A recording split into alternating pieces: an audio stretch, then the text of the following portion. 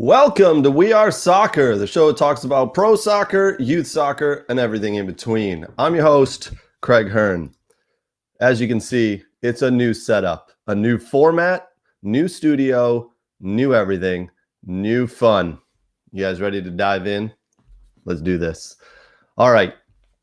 What's coming up on today's show? We've got EPL games, Bundesliga games, Ronald Koeman out at Barcelona. Pele turns 81, and Nate joins the show a little later on. So stick around. We've got it all today on We Are Soccer. All right, so new format, new studio, as you can see. We'll be jumping around a little bit. One of the things we have that's new is we are going to be doing some chatting online. So we got some live chatting. So if you're on Facebook, Twitter, Twitch, or YouTube, and you're watching live, go ahead and jump into the chat. We've got that capability to chat with you guys. Kind of fun. So feel free to jump in, ask questions, do whatever you want to do on the chat. Should be good. Should have shown up on the left-hand side right there for you. All right. Soccer. Let's get down to it. Right now, there's one live game going on. Arsenal are playing, and they were up 2-0. How the heck are Arsenal already up 2-0? What a turnaround from them. It has been the last year for Arsenal has been in I don't know, sad, I'd say. I know a lot of Arsenal fans, and it's been tough, right? Arsenal expected to be one of the top 6. They've really struggled. Arteta hasn't been able to get the team going, but I tell you what, in the last 2-3 weeks, he's really got that team humming along. Right now, they're 2-0 over Leicester. Arteta has changed the way that team plays and thinks. They beat Villa 3-0 about a week and a half ago. Unbelievable performance from Arsenal at the Emirates against Villa there. It seemed like Villa didn't even get off the bus, get out of bed in the morning. Arsenal were going at it. I tell you what, though, to be up 2-0 against Leicester right now, it shows that he really has turned that team around. So good to see from them. Lots more games coming up in the Premiership today. So keep your eyes on that. I'll be watching. Jump into the We Are Soccer Facebook group. Jump into our other social channels. Yeah, I mean, we'll be chatting. I watch soccer all day long. So yeah. All right, as you can see, we've already got a little bit of chatter going on the side there. No matter what platform you're on, YouTube, Facebook, Twitter, go ahead and jump in. Love to see some chats going on there. All right, what else we got coming up? All right, I'd be amiss if we didn't talk about that Liverpool-Man United game. Are you kidding me with that? Man United, that was one of the biggest games in the world. Close to 1 billion people were watching that game. The performance they put in, just not good enough. I don't know if I'm on the bandwagon of Ole out. He definitely doesn't have the team right now. I don't think he knows his best team. I don't think he understands what makes that team click. And I understand he's a Man United guy. He was there when Ferguson was there. He won all the trophies when he was there. He was a role player when he was there as a player, not as a coach. He does not have that team. They've completely lost their way. Here's the thing, though. As we talked about with Arteta and Arsenal stuck with Arteta. People were calling for his head. They stuck with him. It's turned around. They're moving up the table. They're playing all right. Their football's all right at the moment. I don't know if Ole can do that at Man United. There's a difference right now between Manchester United and Arsenal, as in big clubs. Man United's a big club the world round, one of the most popular clubs in the world. Arsenal's not far behind, but they've been lagging the last couple of years. And even when Wenger was there, the goal was just top 4. Top 4 is not the goal for Man United. Championship, EPL championship is the goal for Man United. There's the difference. All right. We'll take a team like Chelsea. They consistently run into trouble. And what do? They fire the manager and bring someone new in. And it's turned out well. I mean, they've gotten rid of Jose Mourinho twice. They've gotten rid of some big names because there's a run of form that they don't like. It's just not working. And sad to say, but really sad to say, to be honest, but I think it might be time for Ole to go. They play Spurs today, 12:30 Eastern time here. It's going to be an interesting game. I'm going to watch just for the fact that I want to see how Ole sets up his team. Is Ronaldo included? Because I'm sorry, Ronaldo is probably at fault for a lot of disparity in the team. It's like playing with 10 men on the field. He is not a player who tracks back. He is not a team player. Don't get me wrong, he saved them several times this year. But he's not a guy who's going to tackle. He's not a guy who's going to keep close and close the lines down for passing on the defensive end. He's not a guy who's going to make his way back. It's not good. Plus, I'm sorry. How do you keep playing Fred in the middle? Someone needs to explain this to me. Fred, McTominay, that is not a good partnership. Not good at all. That game against Atalanta, where they had to come back and win 3-2, at the end of the game, there was commentary and a little analysis by Paul Scholes, legendary Paul Scholes. The announcer who was on the show with him said, "Are you happy with today's win?" And he laughed and he said, "Sure, I'm happy because we won. But other than that, no, absolutely not." He's like, it's telling that this team isn't in a good position. And when you play a better opposition, like Liverpool or Chelsea, you will get torn apart. He goes, if they play like this lineup, the lineup that came out against Atalanta, he said, if they play like they did today and have that lineup, they'll get crushed. By halftime, they'll be down 3-0. 4 days later, they came out with the same lineup. And wouldn't you know it, they were down 4-0 at halftime. I mean, Paul Scholes calling it right there.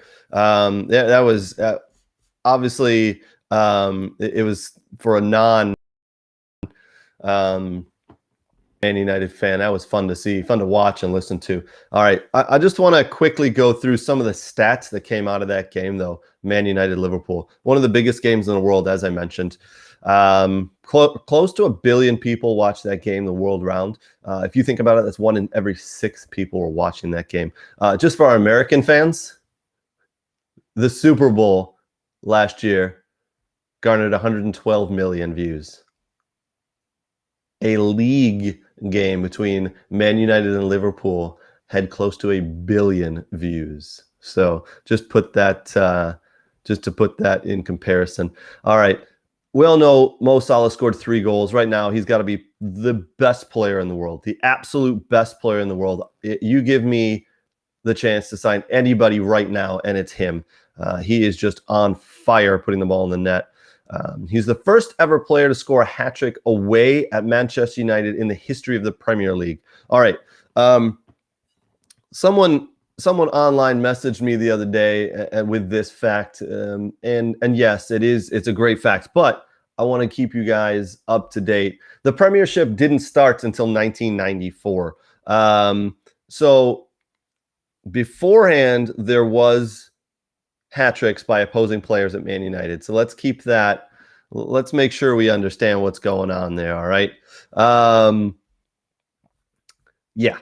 Just keep that in mind. The last player to score 3 goals, an opposing player to score 3 goals at Old Trafford. I'm sorry. The last player to score 3 at Old Trafford in the league was QPR's Dennis Bailey on New Year's Day, 1992. So there you go with that. Salah is the first player to score a hat-trick away at Manchester United in any competition since Ronaldo scored 3 as an opposing player at Old Trafford in April of 2003. Champions League, obviously. Liverpool's victory against Man United is the joint biggest home loss in Premier League history for Man United there. Liverpool, the first club to score 2 hat-tricks in the Premier League against Manchester United. The other was Dirk Kuyt in March of 2011. Another big milestone for Salah. Mo Salah has now surpassed Didier Drogba as the Premier League's top scoring African player and extended his record-breaking run to 10 successive games in all competitions. I'm telling you, the guy's on fire right now. I believe it is 70% of all fantasy football owners have Mo Salah on the team. The other 30% must be people who have no idea what's going on in this sport, or just kind of did a selective team at the beginning of the year and have now forgot to update their team. Because if you are doing fantasy soccer and you don't have Mo Salah in your team, there's something wrong with you. If you're on the chat and you do fantasy soccer, tell me if you got him in your lineup or not, because I'm interested. Yeah, I don't know how you wouldn't have him in your in your team. All right, this is also Liverpool's biggest ever victory away at Manchester United, 5-0 victory there. This is some interesting stuff here. After Paul Pogba was sent off in the 61st minute, Jordan Henderson completed 84 passes. United completed 56 collectively as a group. I'm sorry, man. Liverpool's possession over that period was 83%. And let's be honest, if you guys watched the game, you could tell Liverpool took their foot off the pedal. Those last 20, 25 minutes literally took their foot off the pedal, passed the ball around, didn't want to get injured, didn't need to score any more goals. They could have gone at it, and they could have put more in the back of the net. It could have been way worse than 5-0. I think a lot of you guys have to agree with that.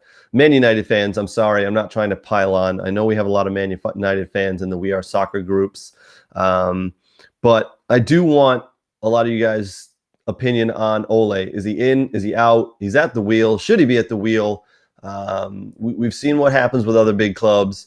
Another big one, another big club, probably on a different tier at the moment, especially this year, Barcelona. They have just fired Ronald Koeman. They weren't playing very well. They were not doing very well. Obviously, there's a lot of differences going on between the two clubs right now, but they let their manager go. They're looking for the next manager. Looks like it might be Xavi. Let's talk about that real quick. Xavi Hernandez is the bet makers' odds-on favorite to replace Koeman there, 1-5. Roberto Martinez, the Belgium coach, looks like he is second in the betting favorite. Andre Pirlo, third, with 16-1 odds of being the new Barcelona coach. Marcelo Gallardo, 16-1. Brendan Rodgers of Leicester. It was just last year that Tottenham were looking for a coach, and Brendan Rodgers said no, he's not interested. He's happy at Leicester. Now all of a sudden he pops up on the Barcelona list. Is there a chance you think he leaves Leicester to head to Barcelona? I don't think so. I think personally the Barcelona job is set up for Xavi. It needs someone who knows the club, knows the ins and outs, and is also knows the behind the scenes and the issue they're having financially. Big financial issues at Barcelona, as we've talked about many times. Someone who's going to take that job needs to understand they're not going to have a lot of money to go spend. But you gotta get wins. You gotta win every single match you're in, but you've got no money to bring in new players. Welcome to Barcelona. That's how it goes. The list rounds out with Eric Ten Hag at 20-1 and Sergio Barjuan at 20-1 as well. Xavi currently, as we talked about, is the odds-on favorite. Barcelona, before they fired Koeman, did manage to defeat Dynamo Kiev and keep their hopes alive for the Champions League knockout rounds. So he did okay there. But as a club, 3 wins in 10 matches across all competitions. And they've already now, because of that, they've fallen to 9th in La Liga, 6 points behind 4 teams that are currently tied for first place. Real Madrid, their biggest rivals, being 1. Yeah, not good enough. And that's what happens at big clubs. It's not good enough. You win 3 games from 10 and fall to 9th in the league, you get fired. Ole Gunnar Solskjaer, today's a big game against Tottenham. If he can pull off 3 points, then it'll do a world of good for him. But if not, we've already heard the rumors of Antonio Conte in the wings and waiting. We'll see. I'm seeing some notes come in. I did not see the free kick, Brent, Arsenal versus Leicester.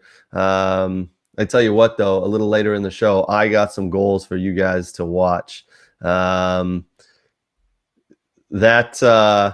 Yeah, we got some fun goals that have popped up this week. We're going to show a little later. Should be fun to watch that, let me tell you. All right, back into what we were talking about. Big clubs, they change managers, as we talked about. They have to do it because a dip in form means you've lost the team possibly. Plus, season ticket holders aren't coming in. Shirts aren't being sold because of a poor run of form. So it all adds up. Shirt sales are huge for clubs. We see what happened when Ronaldo signed for Man United. We saw what happened when Messi went to PSG. Messi's salary was completely taken care of because of shirt sales. For 2 years, they sold close to 90 million euros in shirts the first week that Messi was there at PSG. So absolutely crazy. All right, some other news to kind of jump into this week, which is just kind of interesting. News that I don't really care about, to be honest. Ronaldo has come out in the last couple of days on his Instagram account and said that him and his girlfriend partner are having twins.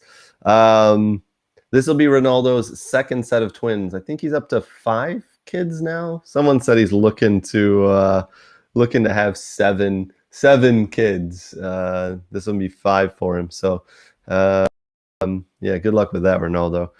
Although you've got the money to hire as many babysitters as you need, but still crazy. This is an interesting one. This past week, if you guys keep track of the Bundesliga, if you don't, you should. And if you do, congrats. It's one of the best leagues in the world to watch, entertainment-wise, young player-wise. It has some big names in it and that have come from it. This past week, Wolfsburg fired their manager. Wolfsburg were also rumored to be on the hot trail to sign U.S. wonder kid Pepe. I'm not sure that'll happen anymore. I don't know if Pepe should head or consider heading over to Wolfsburg. But he does need to get to Europe. I don't think he can develop. He's already one of the top players in MLS. I don't think he should stick around MLS too much longer. Head on out to Europe, get paid, learn how to play the game properly. It's interesting. I see a lot of fans saying he should go to their club. Manchester United, Chelsea, Inter, the big clubs, right? Those big 6, 7, 8, 9, 10 clubs in the world. Listen, if he goes to Man United or Chelsea, he's not going to get into the team. They're gonna buy him. They're gonna loan him out. He's gonna go somewhere else. I don't think it's a good idea. I think he needs to get to a club that is not in those top 10 clubs in the world, but a club where he can get into the starting lineup and fight. He needs playing time, and that's only going to help. That's only going to help him and the U.S. soccer. So he needs to get to a club in Germany, in the Bundesliga. We've seen Americans develop there. We've seen Christian Pulisic go there, develop as a player. We've seen Gio Reyna go there and still there with Borussia Dortmund developing as a player. That's where he needs to get to, in my opinion. All right, speaking of players who have played in the Bundesliga and have moved on and are American, Christian Pulisic. He's back. He's healthy. All week he's been in training at Chelsea. Will we see him play today for Chelsea? Chelsea go up to St. James's Park and visit Newcastle. It's going to be interesting to see if Christian Pulisic gets into the game. Can we not have him play today? Can we just wrap him up in cotton balls until November 12th? USA has a huge game in Cincinnati against Mexico, November 12th. We need Christian Pulisic there. The guy's a game changer. We need him healthy. In the last couple of years, he's developed a little bit of an injury bug. He gets injured, twisted ankles, twisted knee, hamstring injuries, thigh injuries. These injuries keep nagging him. I'm not sure what's going on with these younger stars and getting injured. Christian Pulisic is definitely one who's up there who cannot stay healthy. He's become a bit of a China doll, in my opinion.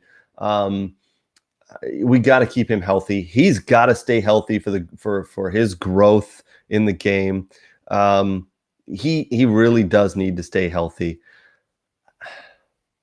but we can't wrap him up in cotton balls. I know.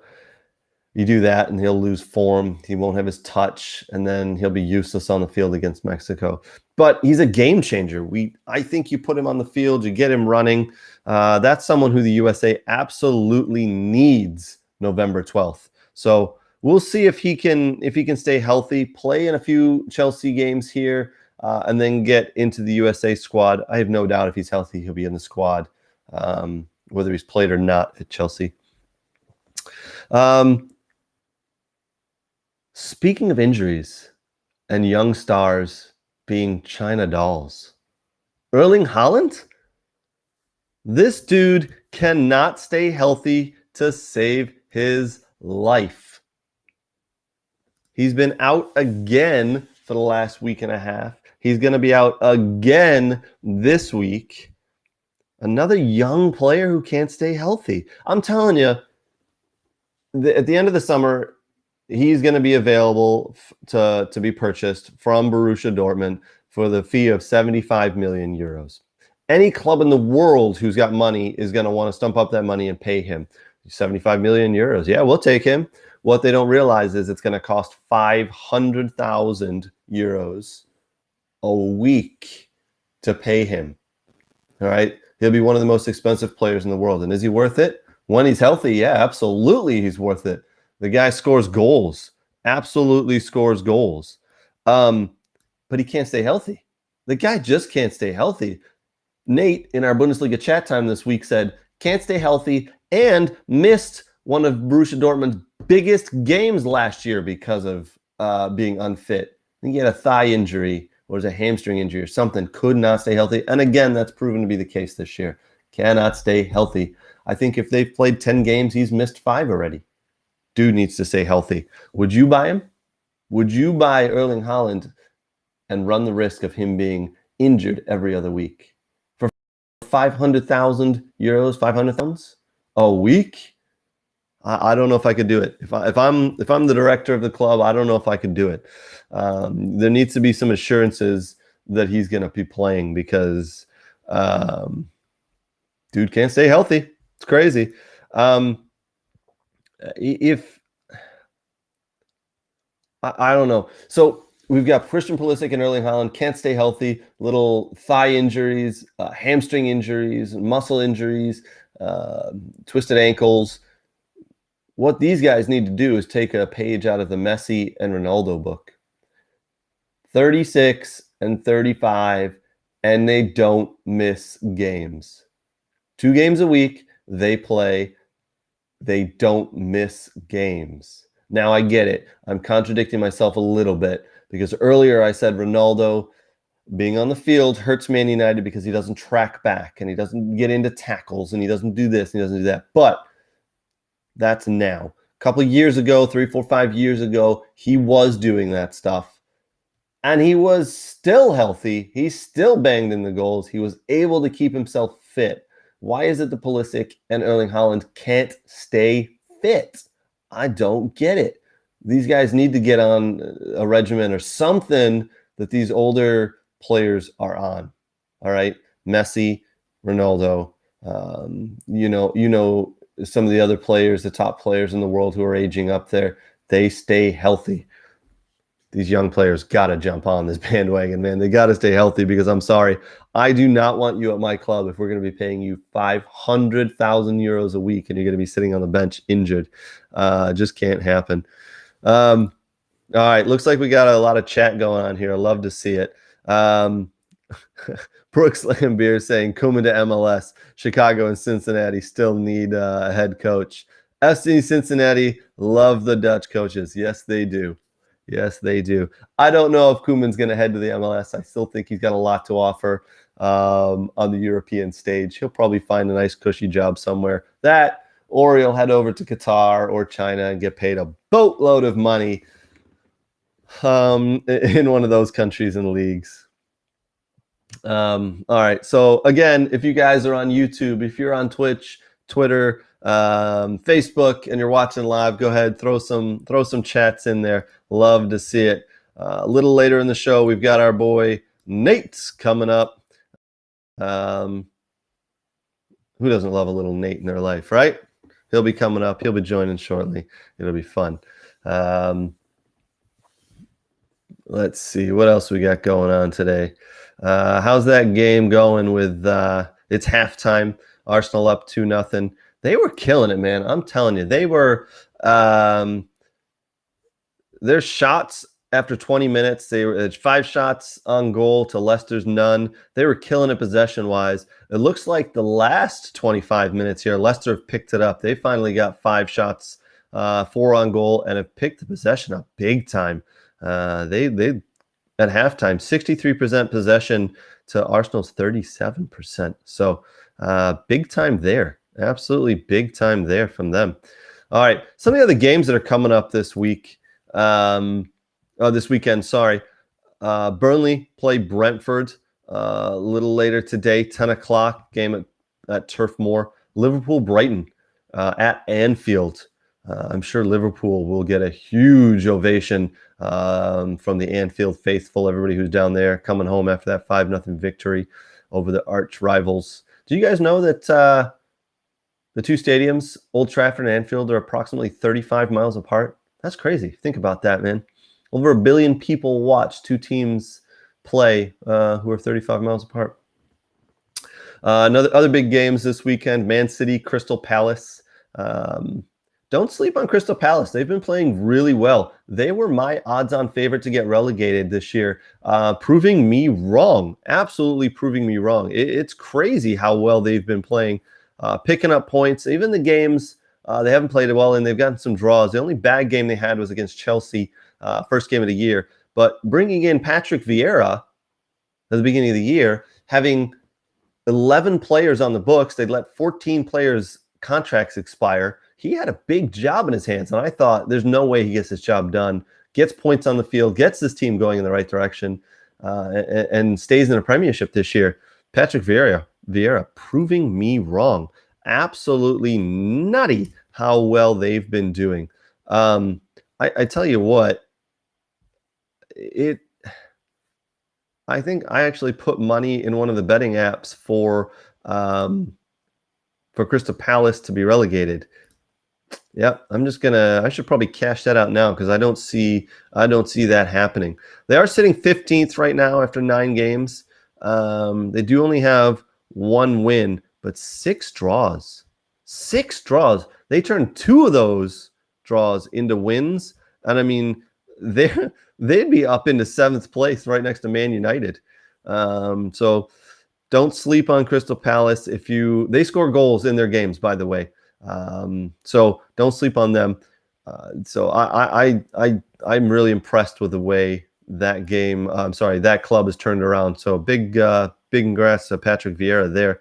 And if Arsenal do hit a slide, there you go, just down the road, Patrick Vieira, one of your original legends there. Other games, Newcastle, Chelsea coming up as we talked about. Chelsea visiting Newcastle up at St. James's Park. Newcastle under new ownership now. They let Steve Bruce go. We'll see who they bring in. That's interesting right there, that game. I think Chelsea do run out winning that one 2 or 3-0. I'll try to put some money on that myself. Watford, Southampton. If we're being honest, 1-1. Boring. Watford, not really a big fan of them. Southampton, kind of the comeback kids. They seem to come back when they're down in games, pull out a draw somehow. Currently sitting 16th, Southampton, with 5 draws this year out of 9 games. The other game on today, 12:30, that we've already talked about, Spurs at Man United. Man United head down to London to visit Spurs. Spurs been on a little bit of a terrible run of form, to be honest, as of late. They're still sitting sixth in the table, 5 wins, 4 losses, though, -4 goal difference.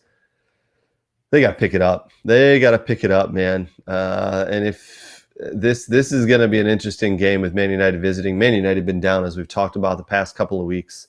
It's going to be a struggle. It's going to be a struggle. I'm going to tune in for that one, as I know probably 400 or 500 million people around the world will. Cheers to everybody watching, by the way.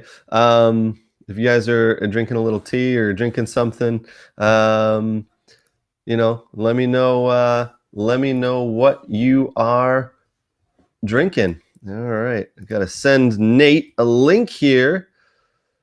Nate, how you doing, buddy? Hope you're well this morning.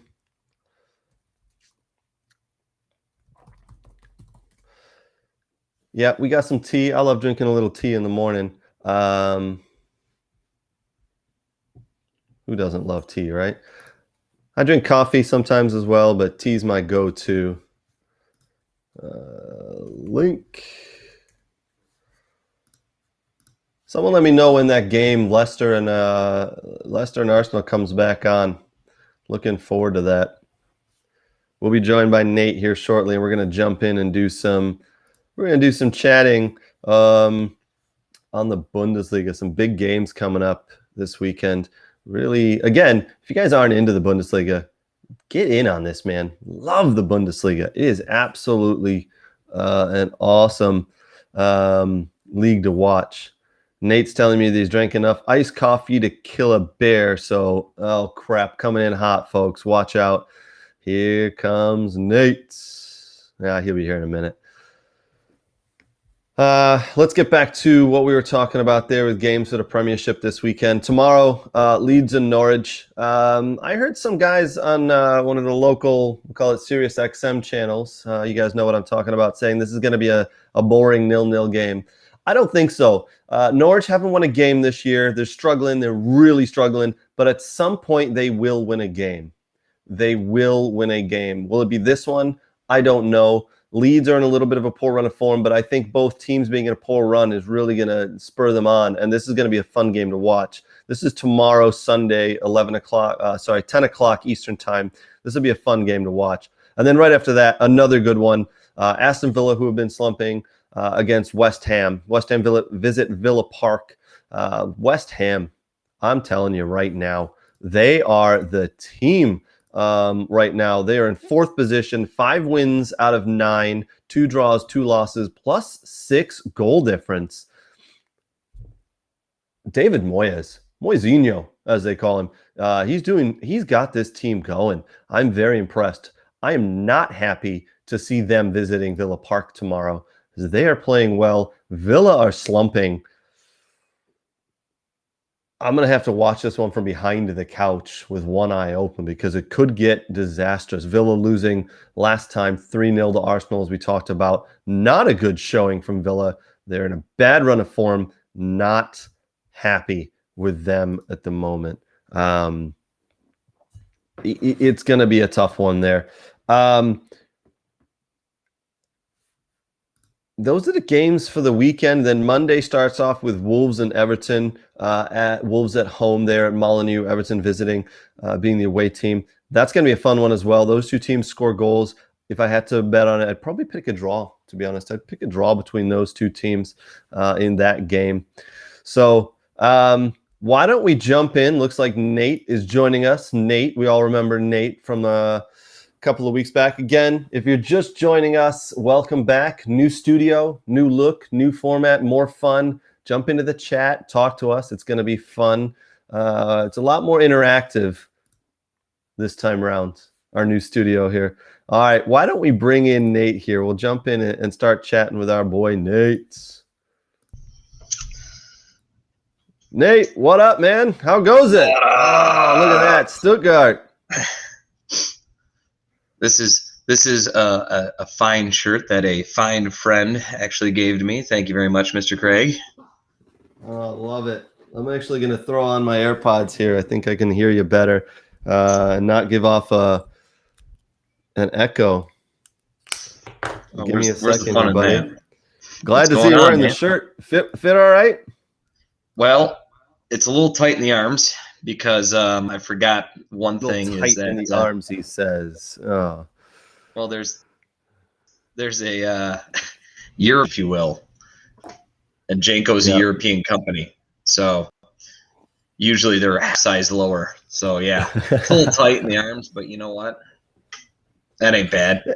Nah, you know what? Just stop going to the gym for a couple of weeks No, there, and you'll be fine. no, I didn't think that. no. Thought that was going to be the answer there. Mm-mm. Nah. All right, my friend. Well, you liking our new format? Welcome back, buddy. Glad to have you here. We'll have to get you into the studio here. It's not quite ready for 2 people, but it's coming close. So appreciate you coming back to the show and ready to talk Bundesliga. You want to jump in, man? Let's go. Let's do it. All right, man. So Bundesliga games this weekend. I know we did this on our Bundesliga chat time. For a lot of you folks who don't know, we do a midweek show, about 30 minutes. Bundesliga chat time. It's just everything Bundesliga. We chat games, players, teams, clubs, news, you name it. If it's about the Bundesliga, we're chatting about it. All right, buddy. One of the big games, FC Union Berlin facing one of the best teams in the world who just lost 5-0, Bayern Munich. In the Bundesliga chat time, we talked about Bayern Munich being one of the best teams in the world, and we may never see them lose again. And then they go get hammered 5-0 in the Polka Cup by Mönchengladbach. What happened there, man? So if you have ESPN Plus plug, if you have ESPN Plus, I would highly, even if you know the score, I would highly recommend watching that game because it was pure entertainment. It was probably one of the most interesting and fascinating games I watched. Gladbach came out like if you injected an 8-year-old with pixie sticks and speed, that's about how quick they played and how fast they played.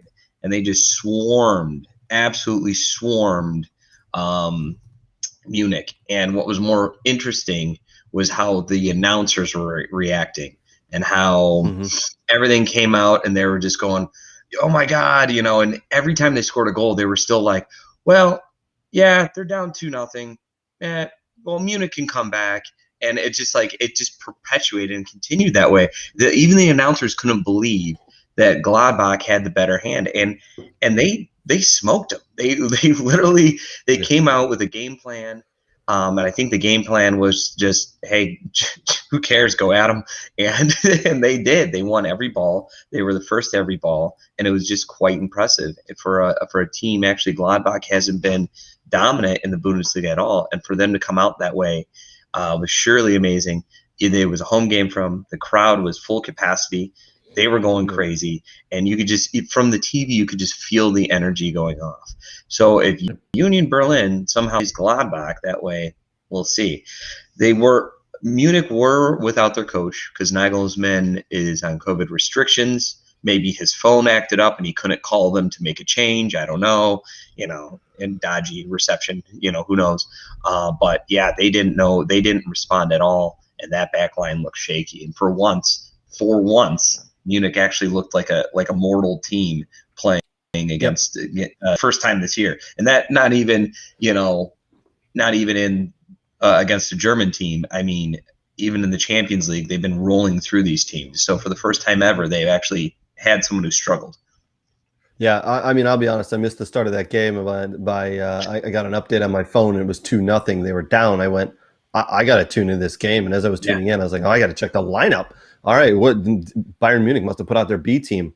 No, there's all the stars. There's all the players. There's Lewandowski. There's Mueller. There's Neuer. It's like, what the hell is going on here? So they are human. The team is human. They can be beat, and they can be beat soundly. With Munich going out and the teams that are left in, the German Cup or the Pokal has become, in my opinion, one of the more interesting league cups that there are in Europe because some of your big players are out and it's completely an open field now. Maybe Dortmund will win it again. Who knows? I don't know. Maybe Red Bulls get get their first League Cup under Marsh. Who knows? They're still in it. Maybe it's one of these other teams. Leipzig, another team that went out. Leverkusen went out against Karlsruhe that game, which was insane because Karlsruhe sucks. Sorry about anyone from the Karlsruhe area, but they're 45 minutes from Stuttgart, and I refuse to acknowledge you. Well, if anybody from the Karlsruhe area is on the show and listening, that's Nate Janulis. You can find him on any of the social platforms. Twitter, he loves it. They know what they did when they came to our stadium during a League Two match. I was there with my mom. There you go. Ooh. Yeah, it was crazy. Don't upset Mrs. Janulis. All right, other games going on. Yeah, other games going on this weekend, man, for the Bundesliga. There's some good ones, as we talked about. So Bielefeld versus Mainz, Leverkusen versus Wolfsburg. Wolfsburg new coach, and Leverkusen coming off that Polka loss. So both teams need to start off, and that could be a good one. That could be, I'm going to guarantee goals in that game. That's going to, Leverkusen Wolfsburg would be interesting because of the whole new coach setup and what's going to happen. And it's only been a week, so I wouldn't expect many changes, but it is going to be interesting from that aspect. And you have a new guy coming in, the former Bremen coach. It'll be interesting to see what changes he brings in with that one. Yep. I think Cologne Dortmund is two teams that are relatively close. Somewhat of a decent bit of a derby, not officially a derby, but they are close within the region.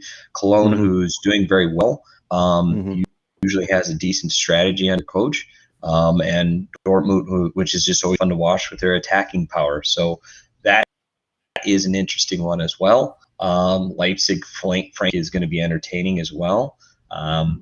Leipzig's been regaining their form and been doing well. Frankfurt is struggling, battling relegation. And of course, and I'm going to bring it up, Augsburg-Stuttgart, the match of the Sunday. Yeah, that's tomorrow. That'll be a good one. But as we talked about before, we keep saying this, Stuttgart got to pick up wins. They need wins. They got 2 wins out of 9, man. You gotta find a way to will these guys to get some points, because they pick up 3 points. They're going to slowly move up the table here. But right now, sitting 13th. And I had them at the beginning of the season finishing in the top 6, but I don't see it happening right now. Oh, I see it happening if they get healthy eventually. And that's been their problem, is they got half their team is injury or COVID restrictions. And hopefully they're getting through that now, and we'll have some of their players. Defensively, they've been great. Defensively, they've been very good. Mueller, the goalkeeper Mueller, who's German U21 goalkeeper, has been phenomenal. Their goals are coming from their center backs. As soon as they get their attacking players back in and healthy, I still think they could hopefully finish towards the upper there. I mean, the only issue is they're 13th and Aston Villa's 13th, and that doesn't do anything for our bet because we're both sitting there flush. So. Yeah, that doesn't do anything for us. I know it's strange, right? I know it's all right. Go ahead. The one thing to note too with the Bundesliga right now, and everyone always views it as the Munich one-trick pony, and I get it. I'm not going to even debate it or argue it. The top table right now, first, second, third, and fourth, are only separated basically from fourth to first by 5 points and in between. So Munich is sitting at top, but they have 22 points. Then Dortmund 21, Freiburg, that was a mystery, is at 19th and undefeated. One of the few undefeated teams in Europe, and Leverkusen at 17. So it's very tight still right now, and it's still a very open playing field, and hopefully it'll stay that way for some time and make things interesting. Yeah, it's not, Bayern aren't running away with it, with what like they usually do. So it'll be interesting to see how things shape up. But I gotta say, I mean, and Dortmund are second, a point out of first. 1 point without Erling Haaland. Without Haaland, as we said earlier, we've played 9 games. He's been injured for 5 of them. It's bizarre. The guy can't stay healthy. He's got to stay healthy. And that's a bit of an oddity, because on a year that you would want to I mean, I would say even play through injury because you have a release clause and hope to move on to that big salary. Who's going to spend that type of money on a guy who struggles to stay fit? And that was last year too. I mean, there's no denying his talent when he comes in and plays. He scores a goal or two a game. I mean, I think he has like one of the most goals per minute or something like that, or average playing in him and probably Anthony Modeste, I think, and I'm just going off the top of my head. Which again, Anthony Modeste just has a better goal scoring song than him. But other than that, the guys, you can't deny his talent when he goes in. But the problem is are you going to splash that type of cash for a guy who can't stay healthy? I mean, I guess maybe you throw a clause in there that says you have to play X amount of games and you get this bonus or something. I don't know. There's all sorts of funky clauses, right? X amount of appearances. You can clause it up, maybe. Yes and no, except for he'll say no, I don't like that clause. And if I'm gonna go over here. I'm gonna go play for Real Madrid now instead of Chelsea or instead of Man United. That's where I think he's going. I mean, he's gonna go to Madrid anyways. But if everyone's got those clauses in there, if everyone's going, the big clubs going, I'm not gonna do this because you can't stay healthy. Now again, 9 games in, maybe he comes back and he's never out. Maybe we'll see. I mean, I doubt it, just the way it's been going, but we'll see. All right. Well, yeah. And maybe I increase my bench press by 100 pounds. Maybe. I doubt it. Maybe skip bench press and work on those legs. All right. Why? Just playing, Nate. All right. Well, listen. Bundesliga, 9:30 a.m. Most game kicks off on ESPN Plus. Still looking for that sponsorship, ESPN. So many plugs. I know. I do want to give a quick shout out to some of our friends, like the Michigan Jaguars, who are right down the road here. Love that group. Love them. Nate, you are a coach of the Michigan Jaguars. I know you do a lot of work there. My kids play. Such a great organization. My daughter plays. And your daughter plays as well. People have asked me, why I have my kid play at the Jags. One, I know all the coaches. They're such good dudes. They're really passionate about the sport. I love the philosophy that the Jags have. I love it. So it's not because I have friends who coach there or whatever. It's because I love how they treat the kids as well. It's very respectful. My daughter is involved in Junior Jags and loves it. Such a good organization. So thank you to the Jags. And to be frank, as a shameless plug from this guy, I wouldn't coach there if I didn't believe in the organization. I mean, coaching is not my full-time job. So if that means anything to anyone, I coach purely out of passion. I have a regular job. It's not We Are Soccer, but I do have but people keep throwing quarters at me. Keep doing that, folks. That's the only way we can pay them. It hurts. But no, I mean, I have a regular job there's other places I could go coach. It's not about that for me. It's the organization, the player development program, the PDP that Pete puts out. Wow, that's a tongue twister. That type of stuff that I believe in, and that's why I like working for the organization. Love it, man. Love it. Shameless plug. No worries. We don't care. It's great. We love the Jags. Also, big thank you to Aaron Bird in Next Level Training. One of the best trainers in the country, to be honest. There are people, professional players, Kellen Acosta, Jalen Howell, people who fly all over the country to come visit Aaron Bird and Next Level Training. So big thank you to our friend Aaron. Hey, Nate, got something for you. You want to stick around for a couple minutes and watch some awesome goals from this week? Yeah. Figured you'd say that. All right, buddy. Watch your monitor, kids. Watch this. We might go silent because I think the video has audio. So that's going to play, and then we'll come back and we'll chat about it. We got 3 or 4 goals to look at. Watch this one. Simicas's floated cross comes back off the bar. And a chance for Liverpool to wrap it up here. Divock Origi with an outrageous back heel. Stunning improvisation, which seals Liverpool's place in the court. A back heel. Ball floats up to him, is behind him. Back heel. Do you see that one this week, Nate? I saw it on a replay. Yeah, So, yeah. But you saw it then. Yeah, I saw it. Yeah, and yeah, it did look. I mean, that's one of those things where, I even tell players as a coach, it's never going to be perfect. Just take a chance, and that's kind of what he did. And there you go, win in, Yeah, absolutely.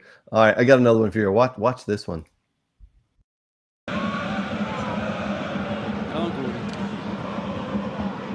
Zo van de werelddoelpunt van Engonga.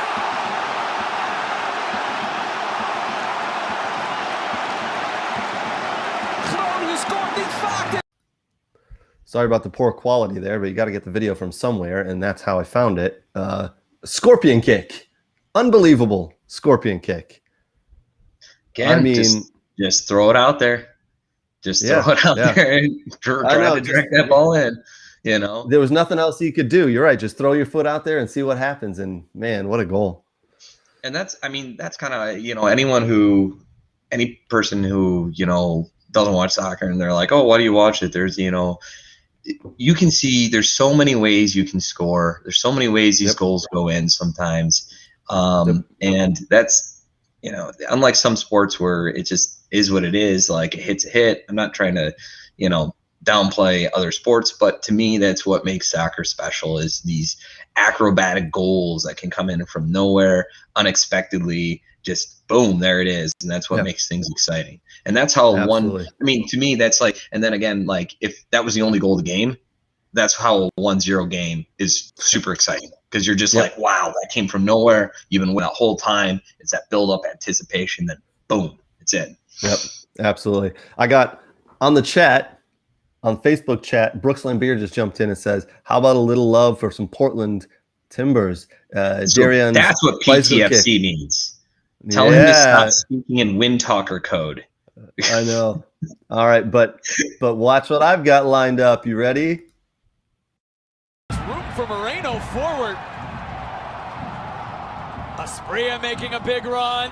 Moreno looking for him. Marcinkowski gets her. Oh, he spilled it. A bicycle from Asprilla! Oh, simply spectacular! What a goal. Oh my word, what a goal. Did you see that one earlier in the week? Yeah. Oh man. What a goal. Watch all the MLS games for me and then send codes, so then I have to decipher what they are. And then I then try to figure out what he's talking about. It's a fun game you can play. It's called Brooks Codes. Brooks Codes.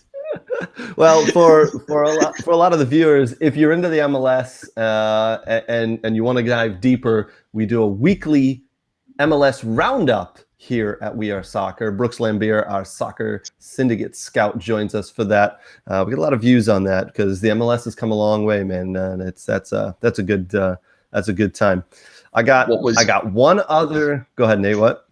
I was gonna say, what was interesting about that Portland goal, now that I saw it, there was a goal that happened similar to the Bundesliga that was similar to that. Not exact, but it's funny because the goalkeeper came out committed and then backtracked, and then during the backtracking is when he got scored on. And that's where that similarity was, where that goalkeeper kind of came out, to try to get that Portland player and just didn't fully commit and got beat. So it's interesting that, two kind of weird, janky mistakes there can happen, Can lead to good goals. Right, I got one other little video clip for you. It's not a goal, but watch this dirty little nutmeg. He has the presence of mind. He has the skill set. Look, watch this, keep. One. Boop. Cheeky little nutmeg. And Reyes says, all right, no, that ain't happening. The disrespect's got to end here. Woo-wee. I don't blame the defender for tackling the player afterwards. Agreed. That forward did that defender dirty. Oh, my word. Right now, if you ever do that to me on a field, I will spear you. And I'm just talking to you, Craig. I have nutmegged a lot of players, but not like that. That was dirty. Yeah, man. I love that. Really, really love that. Well, Nate, lots of goals, lots of good goals, lots of beautiful little nutmegs like that, and lots of soccer. Lots of soccer. Give me your prediction. I want two predictions from you, Nate. First one, today's game, 12:30. Your Man United visit Tottenham Hotspur. Give me it. What we got? What's the prediction? I predict that Freiburg will beat Firth before Man United beat Tottenham. I can guarantee that one. I don't hate to say it, and I'm a United supporter, but I just call it how it is. I just don't have any. I have lost confidence, with Ole. I liked him. I thought he did well enough to earn his job back the last 2 seasons. Something has gone wrong this season. I don't know what it is. I don't know if it's a locker room thing. I don't know if he's just been figured out.